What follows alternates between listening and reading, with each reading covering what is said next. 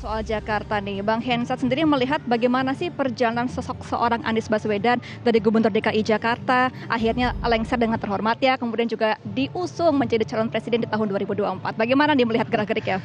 Justru cerita itu harus dimulai pada saat Anies Baswedan berjuang sebagai gubernur ya, menuju kursi gubernur itu punya cerita sendiri. Kenapa saya katakan demikian? Karena dia memulainya dari hasil survei yang peringkat ketiga. Iya. Hasilnya sama seperti yang sekarang, lembaga-lembaga survei menempatkan dia di peringkat ketiga. Tapi gara-gara dia berhasil memenangkan kontestasi Jakarta, walaupun dalam hasil survei sebelum mencoblosan itu peringkat ketiga, maka jadi rame nih kondisi sekarang. Iya. Karena peringkat ketiganya dia itu ternyata diwaspadai oleh peringkat pertama versi lembaga survei dan peringkat kedua capres versi lembaga survei. Jadi artinya kubu Pak Ganjar dan kubu Pak Prabowo sangat berhati-hati dengan keberadaan Anies Baswedan. Nah, pada saat terpilih kemudian melaksanakan berbagai kebijakan di Jakarta, saya mencatat ada dua hal yang penting ya. Yang pertama adalah dia melawan semua tudingan. Jadi Anies Baswedan melawan semua tudingan ini dengan kenyataan. Jadi artinya sebelumnya katanya Jakarta akan jadi Suriah, kemudian politik identitas dan lain-lain itu sama sekali tidak terbukti. Bahkan justru kebalikannya. Nah, memang masih ada suara-suara minor, misalnya wah Anies Baswedan selama jadi gubernur tidak pernah membangun masjid misalnya. Tapi itu sangat mudah dibantahkan. Kenapa? Karena dia membangun yang tidak ada. Yang membangun yang tidak ada itu misalnya JIS, Jakarta International Stadium, itu nggak ada, makanya dibangun. Kalau masjid kan di Jakarta banyak sekali ya, termasuk masjid terbesar di Asia Tenggara, Masjid Istiqlal. Nah, selama perjalanan Anies Baswedan itu yang membuktikan dengan kenyataan, itulah yang diterima dengan baik oleh warga Jakarta. Kemudian catatan kedua yang menurut saya penting, bagaimana Anies Baswedan menghadirkan keadilan di Jakarta, kesetaraan di Jakarta. Jadi artinya itu diwujudkan dengan baik, dan salah satu hal yang paling mudah terlihat adalah pengendara bermotor. Walaupun tantangannya sampai hari ini adalah bagaimana mentertibkan pengendara bermotor, tapi seorang Anies dengan prinsip keadilan sosialnya itu memperbolehkan kendaraan bermotor melewati jalan-jalan yang sebelumnya oleh gubernur sebelumnya dilarang. Nah, itu beberapa catatan saya, Mbak Gemma, dan ternyata secara politik itu membuat tingkat kesukaan Anies Baswedan menjadi lebih meningkat, terutama di seluruh Indonesia ya. Akhirnya makanya respon banyak sekali berdatangan, respon positif. Bahkan Pak Heru, PLT Gubernur Jakarta, saya menduga justru menjadi salah satu tim suksesnya Anies Baswedan yang tidak terlihat, karena dengan slogan sukses Jakarta untuk Indonesia itu definitely bisa disematkan oleh untuk Anies Baswedan. Kenapa demikian? Karena Pak Heru kan masih baru sebagai PLT Gubernur, jadi suksesnya belum kelihatan. Jadi pada saat dia bicara tentang sukses Jakarta untuk Indonesia, yaitu tepat sekali disematkan untuk Anies Baswedan, kira-kira gitu. Kalau tadi Anda katakan memang banyak sekali ide dan juga inovasi yang diciptakan oleh Anies Baswedan di Jakarta ya. Nah, kira-kira Jakarta ini kan ibu kota, mungkin nggak sebesar Indonesia begitu ya. Nah, misalnya nantinya menjadi capres 2024, kira-kira ide-ide ini akan dipertahankan nggak untuk Indonesia? Saya yakin Mas Anies akan mempertahankan beberapa hal ya, dan hal-hal baik di Jakarta pasti akan dipertahankan dan dilanjutkan. Saya rasa sama, Pak Ganjar juga demikian, Pak Prabowo juga demikian. Sebetulnya buat rakyat Indonesia kan melihatnya gampang. Bila rakyat Indonesia ingin Indonesia seperti Jakarta, jadi artinya maju, kemudian teratur dan lain-lain, bahagia warganya ya silakan pilih Anies Baswedan. Tapi kalau memang kemudian menginginkan Indonesia seperti Jawa Tengah, ya silakan pilih Mas Ganjar Pranowo. Atau bila dilihat dari berbagai kebijakan, ya silakan pilih Pak Prabowo. Sebetulnya hal-hal itu yang terlihat jelas. Nah, Anies Baswedan kan selama di Jakarta bagaimana dia mewujudkan kesetaraan, keadilan sosial itu yang berkali-kali disampaikan dan dituangkan dalam kebijakan-kebijakannya.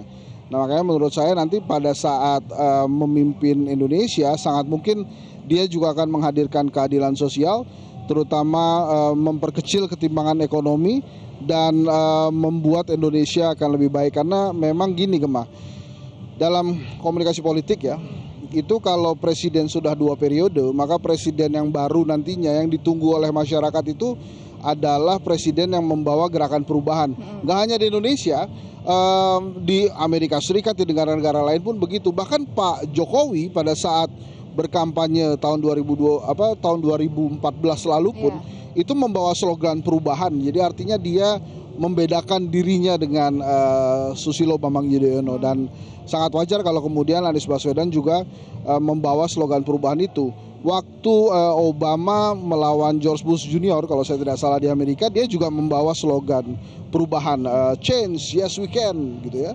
Waktu Donald Trump ingin merebut kursi presiden dari Demokrat, dia pun membawa pesan perubahan itu. Jadi artinya perubahan ke arah yang lebih baik memang secara sadar maupun secara alam bawah sadar itu ditunggu memang oleh rakyat Indonesia, dan nampaknya Anies Baswedan dengan berbagai pengalaman dia, kebijakan dia selama memimpin Jakarta itu akan bisa diulangi nanti pada saat memimpin Indonesia kalau rakyat Indonesia menghendaki nantinya.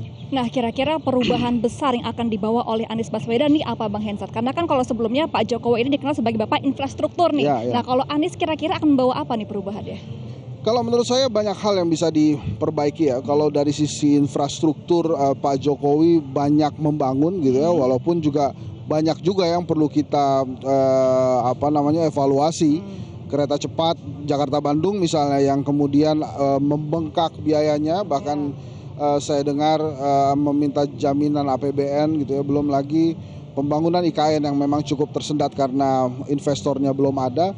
Saya rasa Mas Anies akan lebih fokus pada bagaimana perbaikan ekonomi di Indonesia terjadi gitu ya. Kemudian bagaimana keadilan sosial juga terjadi, kesetaraan berbagai elemen masyarakat dalam menikmati Indonesia, quote and quote, dan kemudian juga dia akan bagaimana mengembalikan demokrasi ke arah yang seharusnya, termasuk juga pengentasan kemiskinan dan pemberantasan korupsi. Memang begini, pada saat era Pak SBY itu demokrasi, anti korupsi itu menjadi perhatian penting gitu. Tapi pada saat Pak Jokowi ini infrastruktur didahulukan rather than demokrasi dan anti korupsi. Makanya nanti kemudian saya yakin dua hal itu, demokrasi, anti korupsi, termasuk keadilan sosial dan kesetaraan tadi, itu akan menjadi perhatian Anies Baswedan. Dan satu lagi yang sering sekali digaungkan adalah bagaimana dia ingin mengembalikan keguyuban kita sebagai warga negara. Nah, Indonesia ini kan Bhinneka Tunggal Ika, ini keniscayaan, tapi kekuatan Indonesia ini adanya di Tunggal Ika. Nah, dari berbagai pidato, dari berbagai pesan yang disampaikan oleh Anies Baswedan, nampaknya dia concern sekali terhadap keguyuban Indonesia, kembali lagi tanpa perpecahan, minimal tidak ada lagi hal-hal yang menakut-nakuti bahwa Indonesia ini terpecah. Bahkan untuk pemilu saja isu perpecahan itu terus-menerus digaungkan, padahal pemilu seharusnya karena sebuah ritual memilih pemimpin baru itu harusnya menyatukan dan riang gembira. Gitu kira-kira Mbak. Nah, kalau ngomongin guyup Indonesia, mungkin sosok Anies Baswedan ini masih dikenal di Jakarta aja nih untuk rakyatnya. Kira-kira di daerah lain sudah banyak belum sih masyarakat yang mengenal sosok Anies Baswedan? Dan mungkin ada beberapa daerah atau daerah mana yang perlu menjadi konsentrasi Pak Anies untuk lebih mendalami mengenal masyarakatnya? Saya rasa itu akan menjadi concern seorang Anies Baswedan, mengenal Indonesia secara keseluruhan. Makanya salah satu kelebihan atau keuntungan dari seorang Anies Baswedan dibandingkan calon presiden yang lain adalah dia selesai lebih dulu. Sehingga pada saat dia selesai lebih dulu, dia bisa memanfaatkan panggungnya dia sebagai rakyat. Nah, ini masukan juga nih buat pemirsa Metro dimanapun Anda berada. Anies Baswedan ini satu-satunya calon presiden saat ini yang rakyat. Yang lain tuh pejabat. Tidak ada jabatan ya. Masih ada jabatannya. Mas Ganjar Gubernur Jawa Tengah, Pak Prabowo kalau jadi adalah Menteri Pertahanan, Pak Erlangga kalau jadi pun ada Menko Perekonomian. Jadi memang satu-satunya rakyat Anies Baswedan, makanya dia mudah tuh keliling-keliling tidak takut meninggalkan rakyatnya. Misalnya kalau Mas Ganjar kan ya kalau dia mau jalan dia harus minta izin dulu ke rakyatnya, ini sebentar ya saya mau sosialisasi gitu. Kalau Anies Baswedan bisa berjalan secara bebas mensosialisasikan dirinya. Apalagi acara-acara seperti ini yang diliput oleh Metro TV pasti akan membantu sekali untuk mengenal Anies Baswedan. Oke, nah kira-kira seberapa potensial nih nama Anies Baswedan mungkin secara elektabilitas ini bisa naik di tahun depan? Ya, kalau kita lihat berbagai hasil survei termasuk lembaga survei Kedai Kopi, Anies Baswedan memang bisa dianggap sebagai calon presiden yang paling konsisten. Selalu berada di peringkat ketiga. Nah, yang menarik seperti yang saya tadi katakan, harusnya kalau dia konsisten di peringkat ketiga, ini tidak akan mengganggu calon presiden yang di peringkat pertama maupun yang peringkat kedua.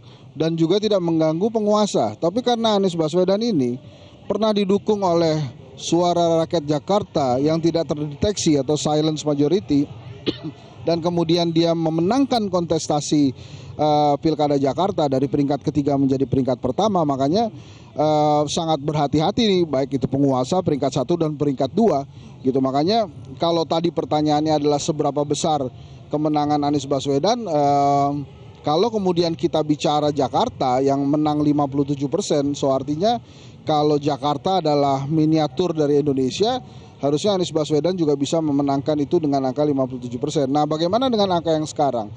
Banyak sekali lembaga survei mengeluarkan swing voters. Jadi artinya ada pertanyaan, apakah Anda masih bisa berubah dengan pilihan calon presiden Anda saat ini? Nah, Anies Baswedan memiliki swing voters yang paling kecil. Nah, kalau Pak Ganjar, kalau kita lihat buka surveinya Litbang Kompas misalnya, swing votersnya kalau saya tidak salah antara 13 sampai 18%. Jadi misalnya Mas Ganjar saat ini berada di kisaran 30% gitu ya, itu nanti tinggal dikurangi aja 11% misalnya, atau dikurangi 11 atau 18%. Itulah aslinya elektabilitasnya saat ini. Jadi kalau kita kurangi swing voters, maka antara Ganjar, Prabowo dan Anies Baswedan itu tidak jauh beda, karena tadi yang saya sudah sampaikan Anies Baswedan swing votersnya kecil sekali gitu. Jadi masih bisa digoyahkan begitu ya ini ya? Masih bisa digoyahkan dan kontestasinya juga akan menarik asal itu tadi. Yang pertama, kontestasi harus berjalan secara demokratis. Demokratis artinya rakyat Indonesia yang menentukan, bukan yang menghitung suara yang menentukan. Kalau jadi yang menentukan menghitung suara rakyatnya akan termanipulasi dan pasti rakyat marah. Dengan demokrasi itu, maka pemimpin yang memang diidam-idamkan masyarakat akan terpenuhi gitu ya. Nah, kalau sejauh ini kan memang Anies Baswedan ini sudah dideklarasikan oleh 3 partai ya. Pertama Partai Nasdem, kemudian PKS dan juga Demokrat begitu ya. Nah, untuk acara hari ini kan relawan Amanat Indonesia atau relawan Anies. Nah, akan berpengaruh nggak sih suara relawan ini mendeklarasikan Anies kepada masyarakat publik lainnya? Akan sangat berpengaruh. Bahkan saya mengenal beberapa pentolan relawan ini kan juga masih kader Partai Amanat Nasional gitu ya, atau minimal pernah jadi kader Partai Amanat Nasional. Jadi apa yang dilakukan relawan Amanat Indonesia atau Amanah Indonesia hari ini seperti menggambarkan atau mengajak akar rumput partai politik lainnya untuk juga bisa menyuarakan kehendaknya bila tidak sesuai dengan elit partai. Ini saya cerita sedikit agak jadi partai politik itu kan berdiri atas dasar ideologis.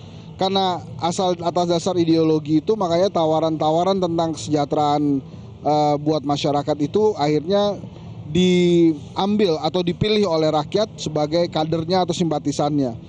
Dan itu bisa kuat ke akar rumput. Misalnya apa yang terjadi dengan PDI Perjuangan, kemudian dengan Partai Keadilan Sejahtera itu sangat kuat di akar rumput gitu. Kemudian mereka akan bersama-sama dari arah bawah kemudian menyuarakan ke atas. Apa yang terjadi dari Nasdem misalnya, mengambil atau mendengarkan suara dari berbagai wilayah tentang 3 calon presiden yang diusulkan. Waktu itu ada Anies Baswedan, Ganjar Pranowo, dan Andika Perkasa.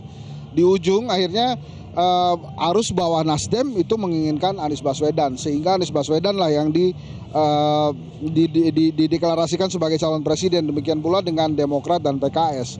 Nah, hal-hal seperti ini nampaknya juga ingin ditiru oleh kader-kader partai politik lain yang kemungkinan tidak sama suaranya dengan elit partai gitu. Ada beberapa elit partai politik yang lebih memilih berdekatan dengan kekuasaan, kemudian menyampingkan suara arus bawah. Nah, apa yang dilakukan oleh teman-teman dari relawan amanah ini, walaupun saya belum masuk juga dan nggak tahu juga kondisi di dalam seperti apa, nampaknya akan bisa menjadi motivasi relawan-relawan lain untuk meniru hal yang sama. Misalnya ada P3 yang sudah merapat ke PDI Perjuangan, itu juga sangat mungkin dia menyuarakan ketidaksamaannya, aspirasinya dengan elitnya, dan sehingga bisa melakukan deklarasi-deklarasi yang sama mendukung calon presiden lainnya juga. Gitu. Oke. Nah, gerakan akar rumput dari parpol lainnya begitu ya, bisa nggak sih menggoyahkan suara dari elit parpol di atasnya ketika belum menentukan suara kira-kira akan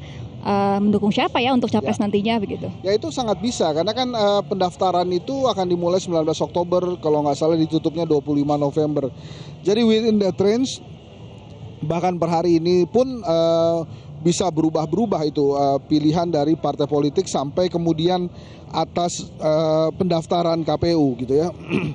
Berbeda misalnya dengan Koalisi Perubahan untuk Persatuan yang memang sudah mendatangani piagam kesepakatan gitu ya, bahwa 3 partai ini pasti Anies Baswedan gitu. Atau misalnya dengan PDI Perjuangan yang bisa sendiri berjalan mengusulkan Ganjar Pranowo. Tapi partai-partai politik lainnya menurut saya akan lebih tough atau akan lebih struggling untuk membina akar rumputnya, akan memilih siapa. Kenapa demikian? Karena memang banyak sekali tantangan yang terjadi hari ini. Bagaimana rakyat ingin berubah menjadi lebih baik lagi dari sekarang, kondisi keuangan keluarga, kemudian pendidikan, ada beberapa tantangan di kesehatan, kemudian juga bagaimana kita harus menanggung hutang yang yang diputuskan oleh pemerintah saat ini.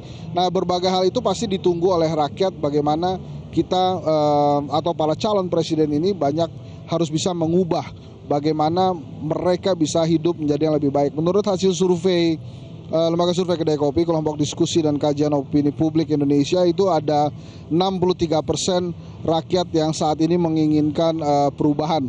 Artinya 63% itu jauh lebih tinggi dibandingkan angka kemenangan 57% Anies Baswedan di Jakarta. Jadi artinya memang bila ada rakyat Indonesia yang menginginkan perubahan, seperti yang tadi saya katakan, itu hal yang wajar. Setelah 2 periode biasanya banyak yang menginginkan perubahan gitu ya. Maka sudah ada pilihan-pilihan yang bisa dipilih nantinya, Mbak Gemma. Oke, nah Mas Henry, ini kan sudah ada 3 capres ya yang sudah pasti, yang sudah nyaris pasti lah ya, Anies Baswedan, Ganjar Pranowo, dan juga Anies Prabowo dan Ganjar Subianto. yang hampir pasti ya. Karena Pak Prabowo masih menimbang-nimbang ya. Masih lihat-lihat ya. Bahkan saat ini Pak Prabowo menurut saya di pangku mati. Jadi artinya dia sangat tergantung sekali dengan Caimin, PKB ya. Oke. Yang saya aneh itu Prabowo justru sibuk mencari dukungan yang lain daripada langsung quote and quote ya, meminang dan menikahi PKB sehingga mereka bisa jadi satu pasang gitu. Kalau Pak Prabowo, masih ada potensi bubar deh kira-kira atau bagaimana? karena begini, PKB itu kan sangat tegak lurus kepada Pak Jokowi. Jadi kalau kemudian PKB memutuskan masuk ke koalisi besar dan kemudian Gerindra tidak memutuskan untuk bergabung dengan koalisi besar, artinya dia harus mencari teman lain. Okay. Makanya kalau kita lihat Pak Prabowo nampak sekali sibuk kesana kemari kan, ketemu dengan Golkar, ketemu dengan ini, ketemu dengan itu. Padahal kalau memang niatnya adalah maju sebagai kontestan untuk ketiga kalinya sebagai calon presiden, itu harusnya dia langsung saja engage dengan PKB, dengan Caimin. Nah itu sudah otomatis dia bisa maju sebagai calon presiden nantinya. Okay. Tinggal daftar memang, tapi notabene dia sudah bisa. Tapi kalau kemudian masih menunggu, ini ada resiko. Dia bisa saja tidak menjadi kontestan, artinya hanya nonton saja karena tidak dapat mitra koalisi, atau akhirnya dia memilih untuk menjadi calon wakil presiden. Baik itu calon wakil presidennya Mas Anies ataupun Mas Ganjar gitu ya. Makanya kalau Pak Prabowo memang agak riskan. Berbeda dengan Pak Ganjar yang posisinya menurut saya sama dengan Mas Anies, tinggal memilih calon wakil presiden, kemudian bersama-sama melakukan sosialisasi gitu ya. Nah makanya Gemma, saya memprediksi sangat mungkin Pak Ganjar dalam waktu dekat akan mengundurkan diri dari jabatannya sebagai Gubernur Jawa Tengah. Ada dua alasan saya kenapa mengatakan seperti itu. Yang pertama, dia pasti ingin mengejar ketertinggalan sosialisasi dari Anies Baswedan. Kemudian yang kedua, dia harus memberi contoh kepada rakyatnya bahwa sebagai pemimpin dia tidak meninggalkan rakyatnya begitu saja, tapi dia mengundurkan diri baik-baik, pamit baik-baik kepada rakyatnya untuk mengejar cita-cita sebagai Presiden Republik Indonesia mungkin nantinya. Nah, hal-hal simpel seperti ini atau beberapa yang menarik nanti terjadi di politik Indonesia ini kita akan begini terus sampai nanti ditetapkan oleh KPU setelah 25 November. Jadi siapa pasangan sahnya?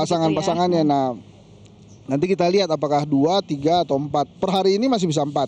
Jadi artinya tadi misalnya Pak Prabowo dengan Caimin, kemudian Pak Erlangga bahkan bisa hanya dengan PAN gitu ya. Itu bisa maju. Nah, kemudian ada Mas Anies dan Mas Ganjar. Tapi kalau kemudian saya melihat konstelasi hari ini, bagaimana istana Pak Jokowi sangat sibuk gitu ya mencari calon penggantinya. Ini kan mirip headhunter nih Pak Jokowi akhirnya ini kan nyari calon presiden, nyari calon wakil presiden. Nampaknya ujungnya kita hanya akan melihat 2 pasang calon, yaitu Anies Baswedan dan Ganjar Pranowo beserta wakil-wakilnya. Nah, kalau ngomongin soal cawapres ya, Mas Hendri, kira-kira kalau untuk pendamping Anies ini akan mencari sosok seperti apa? Karena kan pihak partai menyerahkan sepenuhnya kepada Anies ya. Kira-kira yang akan dipinang oleh Anies sebagai cawapres ini bagaimana sosoknya? Mas Anies sudah menyampaikan 5 kriteria ya. Jadi yang pertama adalah bisa membantu pemenangan, kemudian bisa membantu dia dalam pemerintahan nantinya, kemudian memperkuat koalisi perubahan untuk persatuan. Yang keempat dan kelima ini setia di garis perubahan tuh artinya pada saat Mas Anies sekarang berjuang untuk berada di garis perubahan, si calon wakil presiden ini nggak gampang nginjak rem sama kopling nih, jadi harus tetap ngegas juga. Nah, yang kelima ini sangat Anies Baswedan, jadi artinya duit tunggal. Mas Anies minta calon wakil presidennya ada klik sama dia. Nah, klik ini yang mungkin per hari ini masih dicari-cari ya, misalnya.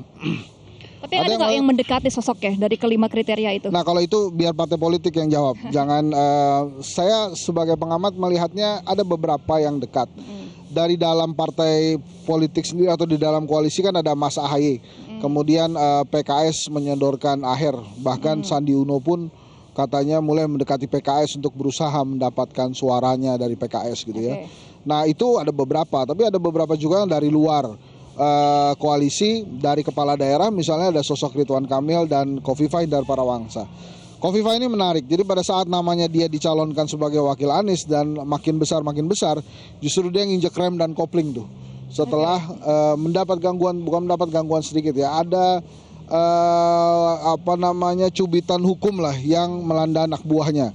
Sehingga kita melihat dia ngerem untuk membicarakan sebagai calon wakil presidennya Mas Anies Baswedan. Tapi di lain sisi juga ada beberapa menteri Jokowi yang notabene koleha Mas Anies juga diunggulkan oleh para pendukung Anies Baswedan seperti Mahfud MD, Susi Pujiastuti, bahkan Ibu Retno Marsudi. Jadi beberapa hal sudah disebutkan namanya, tapi ya nanti kita lihat saja apakah Mas Anies akan pilih salah satu di antaranya atau dia akan pilih nama lain, karena dengan kriteria 5 tadi yang disampaikan oleh Mas Anies dan ada di dalam piagam perubahan itu, menurut saya cukup banyak orang yang bisa masuk dalam kriteria jadi gitu ya. Bahkan lembaga survei Kedai Kopi akhir 2019 itu mengadakan survei, menemukan ada 430-an nama sebagai nama-nama yang menurut rakyat Indonesia layak sebagai pemimpin. Itu ada yang ulama, bahkan nama-nama tenar pesepak bola seperti Bambang Pamungkas atau Raffi Ahmad pun disebut oleh rakyat Indonesia. Jadi banyak sekali pemimpin-pemimpin yang bisa nantinya kita pilih atau Anies Baswedan pilih sebagai calon wakil presidennya. Besar nggak sih Mas Hendri kans untuk pemilihan cawapres ini untuk membantu pemenangan dari Pak Anies Baswedan sendiri? Ya, kalau dihitung memang faktor capresnya itu kalau menurut beberapa jurnal termasuk jurnal yang saya tulis tentang bagaimana pengaruh wakil presiden terhadap elektabilitas, memang presiden ini masih memegang peranan utama atau menjadi pertimbangan utama bagi para pemilik suara untuk memilih. Nah, kemudian yang kedua baru kemudian faktor wakil presiden, yang selanjutnya baru faktor partai politik pengusung atau koalisi. Nah, kalau dari sejarahnya selama pemilu langsung dilakukan, itu wakil presiden biasanya minimal harus memiliki 3 kekuatan penting. Yang pertama adalah kekuatan elektoral, jadi dia punya basis massa. Kemudian yang kedua, dia mewakili bagian penting dari Indonesia. Yang ketiga, dia punya kekuatan isi tas. Jadi artinya memang secara logistik bisa membantu logistik si calon presiden. Sayangnya memang sejarah itu baru mencatatkan untuk periode pertama 1 nama, yaitu Muhammad Yusuf Kalla. Jadi kalau kita mengacu ke profilnya Pak Yusuf Kalla yang bisa memiliki kekuatan elektoral bahkan kemudian mewakili Indonesia Timur, maka dari sana ya tidak cukup banyak yang bisa seperti Pak Yusuf Kalla. Tapi lagi-lagi menurut saya nama-nama yang ada sekarang baik itu di dalam koalisi perubahan seperti Mas AHY atau Pak Aher atau siapapun nanti yang didorong, maupun dari luar koalisi perubahan maupun itu kepala daerah atau menteri-menterinya Pak Jokowi, saya rasa semuanya pilihan yang bagus dan baik. Sama seperti kita memiliki calon presiden saat ini, itulah anak-anak terbaik bangsa. Saya mengutip Pak Prabowo bagaimana bukan hanya dirinya yang putra terbaik bangsa, tapi Ganjar dan Anies pun putra terbaik bangsa. Oleh karena itu pemilu harus riang gembira karena kita harus jadi guyup sebagai satu Indonesia. Nah, kalau satu nama tadi yang disebut adalah Kofifa Indar Parawansa. Mungkin kalau secara chemistry laki-laki perempuan itu kan akan lebih dilihatnya mungkin lebih cocok gitu ya sama publik, dan juga bisa menarik suara perempuan karena kan perempuan berpolitik juga jarang ya, untuk saat ini masih jarang begitu ya. Nah, kira-kira ini bisa menjadi pertimbangan nggak untuk menggait suara perempuan dari Anies Baswedan untuk memilih cawapres yang perempuan juga gitu? Bukan hanya itu, Anies Baswedan bila memilih Kofifa juga ada faktor Nahdlatul Ulama di sana karena sebagai ketua Fatayat ya, itu akan banyak masanya. Dan satu lagi juga Ibu Kofifa ini dekat sekali dengan Indonesia Timur gitu karena terutama darah Makassar yang juga kental di dalam keluarganya ya. Pak Indar Parawansa kan dari Bugis. Jadi memang banyak kelebihannya, tapi lagi-lagi semuanya ditentukan oleh Anies Baswedan. Oke. Terus siapa lagi nih Bang Hendri, kira-kira nama-nama yang menarik untuk digait oleh Anies? Yang ada kan beberapa namanya yang akhir-akhir ini disebutkan kan, ada Kofifa, kemudian ada Mas AHY gitu ya, termasuk beberapa ketua partai politik seperti Erlangga Hartarto atau misalnya Prabowo Subianto, atau beberapa nama yang ada di pemerintahannya Pak Jokowi tadi, misalnya Mahfud MD, kemudian Susi Pujiastuti ataupun Bu Retno Marsudi. Kira-kira akan lebih bijak memilih dari parpol juga atau mungkin dari yang lain nih Bang Hendri? Kalau dari kriteria yang disampaikan oleh Anies Baswedan itu tidak menilai harus dari parpol atau luar parpol. Jadi yang penting kualitasnya begitu ya. Justru saya paling menarik itu yang tidak bisa diganggu gugat adalah kriteria kelima itu, Gemma. Harus duit tunggal. Dia memilih calon presiden yang klik. Nah, kalau sudah cari yang klik, ini mau nggak mau ya harus Anies Baswedan yang milih. Ya, karena 5 tahun dia bekerja ke depan. Ya, kalau bukan hanya 5 tahun, bisa jadi kalau kliknya bagus bisa 10 tahun gitu ya. Nah, masih ada nggak daerah yang kira-kira masih harus dijamah lagi oleh Pak Anies Baswedan? Saya rasa kalau banyak sekali para surveyor mengatakan bahwa sebetulnya beberapa daerah penting ini adalah daerah yang memiliki mayoritas suara besar. Jawa Barat, Jawa Timur, Jawa Tengah gitu ya. Anies Baswedan kuat kalau dari hasil survei Kedai Kopi kuat di Jakarta, di Jawa Barat, kemudian Banten, daerah Sumatera Barat, Aceh, ada beberapa sebagian Kalimantan, kuat juga di Sulawesi Selatan. dan beberapa daerah Indonesia Timur gitu ya. Kalau tadi pertanyaannya mana yang harus diperkuat, menurut saya Jawa Tengah dan Jawa Timur harus menjadi perhatian Anies Baswedan gitu, karena di sana Jawa Tengah tentu saja kandangnya merah, PDI Perjuangan sangat kuat di sana, sementara di Timur ini lebih menyebar kekuatannya, ada PKB, ada kemudian PDI Perjuangan dan ada juga Demokrat. Nah, makanya menjadi seksi pilihan dari untuk mendapatkan suara dari saudara-saudara kita yang berada di Jawa Timur. Tentu saja hitung-hitungannya pada saat terjadi pemilu tidak semudah itu, Gemma. Karena one vote, one man one vote, setiap satu suara penting, maka seluruh Indonesia akan dihitung. Nah, ini penting nih, saya sampaikan juga pesan buat rakyat Indonesia, saudara-saudara sekalian. Golput itu boleh nggak? Ya, golput itu memang hak.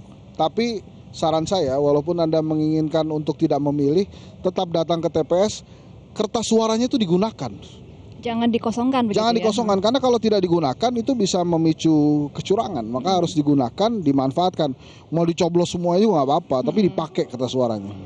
Nah, ini kan masih agak di akhir tahun ya pendaftaran untuk Capres dan juga Cawapres. Kira-kira pembentukan poros ini tapi kita akan lanjutkan dulu Bang Henry, karena sesaat lagi acara sudah mau dimulai dan Pak Anies Baswedan sudah sampai di lokasi. Kita akan langsung melihat bagaimana jalannya live event hari ini. Oke. Oh, ada Mas AHY ya?